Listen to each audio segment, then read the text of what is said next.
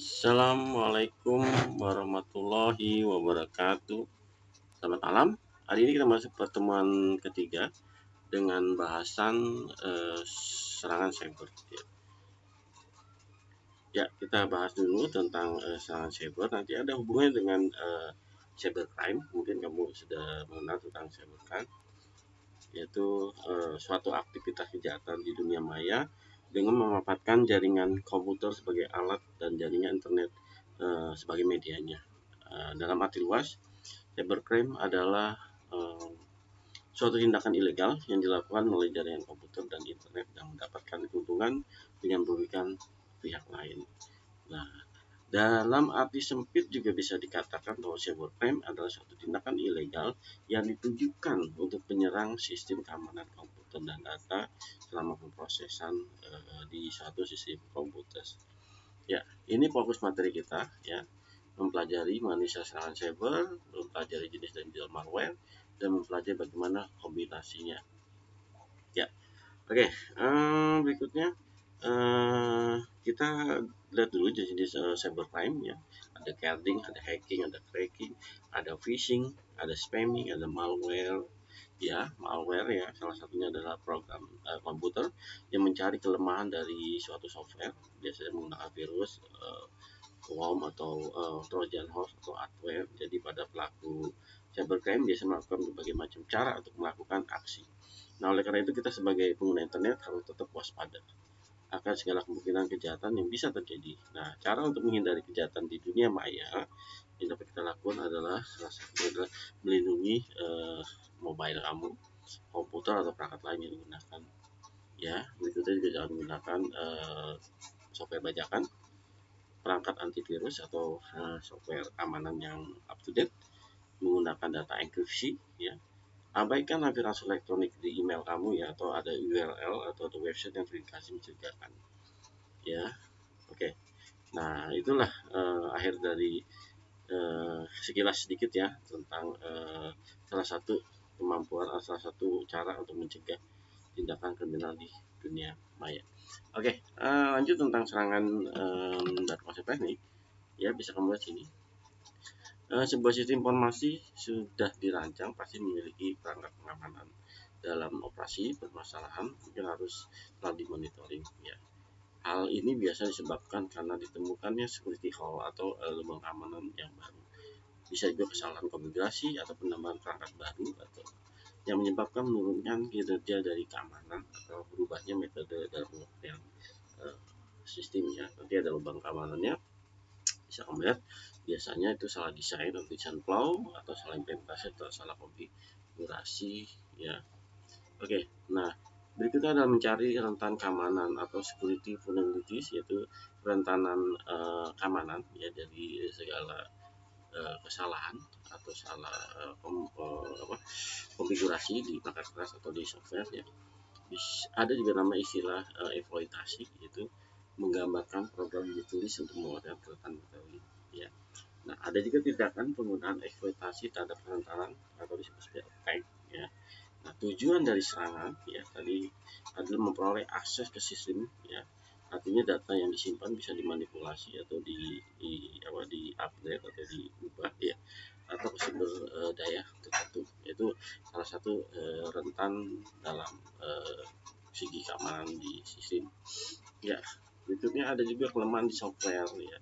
Biasanya dalam sistem operasi atau kode aplikasi. Contoh sini Apple atau ponsel sistem operasi yang merilis patch atau memperbarui sistem setiap hari ini update ya. Oke, ini 2015 ya. Terdapat kerentanan besar di Session Knob yang ditemukan oleh Cisco EOS ya. Ini kemungkinan besar penyerang nanti mengendalikan router tingkat perusahaan seperti router 1841 ya, 2811 dan 3825 ya. Ini versi lama. Ya, berikutnya tujuannya ya tadi ya, memperoleh perangkat lunak ya agar software tetap baru atau diupdate. Ya, artinya untuk menghindari realisasi kerentanan selalu diupdate. Ya, jangan menggunakan tadi software bajakan ya. Oke, ini salah satu perusahaan biasa membentuk tim pengujian untuk menyusup, mencari atau menemukan dan menginstal flash ya, sebelum dapat dieksploitasi. Ya, berikutnya kelemahan di hardware. Ya, biasanya timbulkan berdasarkan kesalahan dalam desain, ya, seperti pemasangan RAM, ya, atau kapasitor dipasang berdasarkan berdekatan, ya, bisa berdekatan atau konstan, ya, artinya mempengaruhi kapasitor yang dekatnya. Nah, berdasarkan salah desain itu, ya, sebuah eksploitasi yang disebut ransomware, ya, dibuat dengan berulang kali bisa menimpa RAM, ya, di alamat yang sama. Nanti biasanya eksploitasi ROM hammer nanti memungkinkan data diambil dari sel memori tersebut, ya. Oke. Nah, berikutnya kategori keamanannya lagi buffer overload, ya. Ini biasanya berhubungan dengan area memori sama seperti tadi, ya. Jadi dialokasi untuk sebuah aplikasi, yaitu dengan mengubah data melampaui batas buffer, ya, di mana, ya. Jadi biasanya aplikasi akan mengakses memori yang diaplikasikan ke proses lain, ya.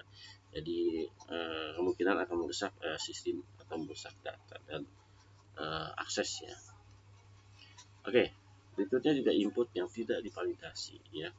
Itu salah satu kesalahan, itu biasa program bisa bekerja dengan input data. Jadi data yang masuk di program biasanya bersih konten bahaya, ya. Kemungkinan besar dia didesain untuk memaksa program bertindak dengan cara yang tak diinginkan. Ya, berikutnya kelemahan dalam praktek keamanan, yaitu sistem dan data sensitif dapat dilindungi melalui teknik seperti autentikasi, otorisasi, dan encrypt. Nah, biasanya pengembang tidak boleh mencoba untuk membuat algoritma keamanan mereka sendiri karena kemungkinan besar akan menimbulkan ancaman, ya. Oke, berikutnya ada juga masalah kontrol akses, yaitu proses yang mengontrol siapa yang boleh melakukan dan apa aja yang boleh dilakukan berhubungan dengan pengelolaan akses fisik ke perangkat atau hardware. Jadi siapa yang boleh akses sumber daya, misalnya siapa yang download, upload, yang masuk ke ruang server segala macam, atau yang membaca mengubah file. Ya, nah ini tadi, ya, ini biasanya untuk monitoring traffic network, ya. Untuk pertama, ya, untuk di cloud cyber trip, ya, di checkpoint, ya, kemudian KPSG biasanya ada fire ash, ya, untuk cyber trip map, ya. Ini simbol dari hacking modern, ya. Oke, berikutnya jenis malware, ya, adalah setiap kode komputer yang dapat digunakan untuk menjadi data. Ya, biasanya jenis malware yang umum itu seperti spyware, adware, bot, ransom, rocky, trojan, ya, worm, macam, misalnya di sini, ya. Ya, kita nggak bahas ini, ya, nanti kamu bisa baca sendiri tentang spyware, adware, bot, ya, somol.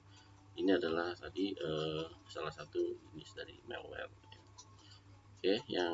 Oke, berikutnya untuk gejala-gejala malware, ya, dari virus tadi masuk, ya, biasanya penggunaan prosesor meningkat, kemudian kecepatan komputer menurun, komputer juga sering mengalami gangguan atau kerusakan. Ya, kemungkinan besar kecepatan untuk browsing, ya, di website menurun, ya, file bisa berubah atau terhapus, ya. Bisa juga file atau program atau icon dashboard tidak diketahui akan nongol, ya. Yang artinya tanpa disebab, tanpa di-install dia nongol, ya. Bisa juga email dikirim tanpa diketahui atau tujuan pengguna, ya, atau restart sendiri, ya. Nah, ini salah satu gejala dari malware, ya. Oke, berikutnya adalah social engineering. Nah, ini salah satu metode yang butuh apa ya, butuh kesabaran, ya, atau penelitian karena dia mencari akses dengan manipulasi data individu, ya, misalnya data lahir, ya, anak, atau segala macam. Oke, ini salah satu serangan akses yang berupaya memanipulasi individu agar melakukan tindakan, ya, atau mengungkap informasi rahasia. Jadi biasanya pelakunya menggunakan rekayasa sosial, ya, yaitu mencari data, yaitu mencari kelemahan seseorang, ya, mencari data orang tersebut, ya, dengan cak atau apa. Oke, untuk jenis serangan rekayasa sosial, ya, seperti targeting, something for something, atau sesuatu, ya, ya. Nah, ini bisa lihat, ini berhubungan dengan individu, ya. Jadi biasa penyerang menghubungi individu atau berbohong, ya, dan dia mendapat akses. Nah, ini salah satu contoh phishing. Kalau targeting, penyerang dengan cepat mengikuti orang yang berulang di lokasi aman, Ya, ini something to something, yaitu penyerang meminta informasi pribadi dari satu pihak ya dengan imbalan, misalnya hadiah ya atau iming-iming ya. Oke. Berikutnya pertasan kata sandi atau wifi ini sering terjadi ya. Ini biasa menggunakan teknik tadi, ada rekayasa sosial atau serangan brutal ya, mencerang kemungkinan ya, yaitu tadi ya menyerang dengan menggunakan kata-kata sandi.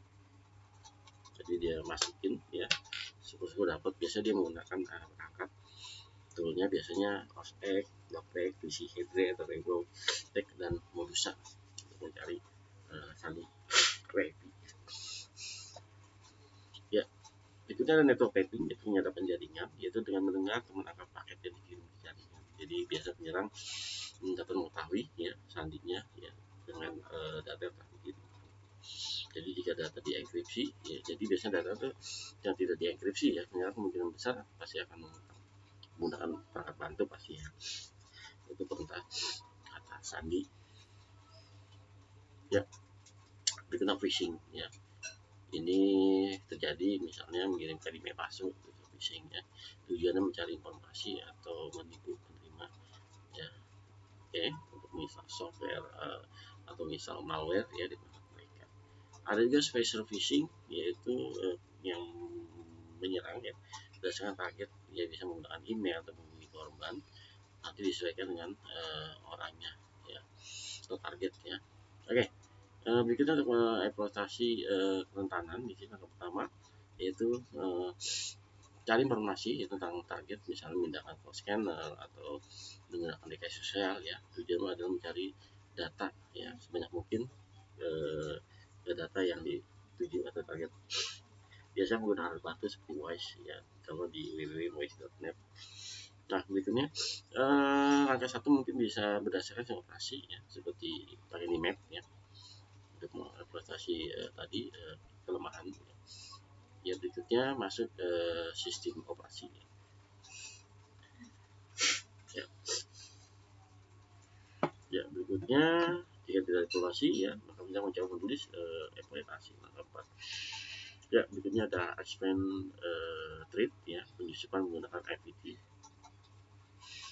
ya, atau operasi jangka panjang ya.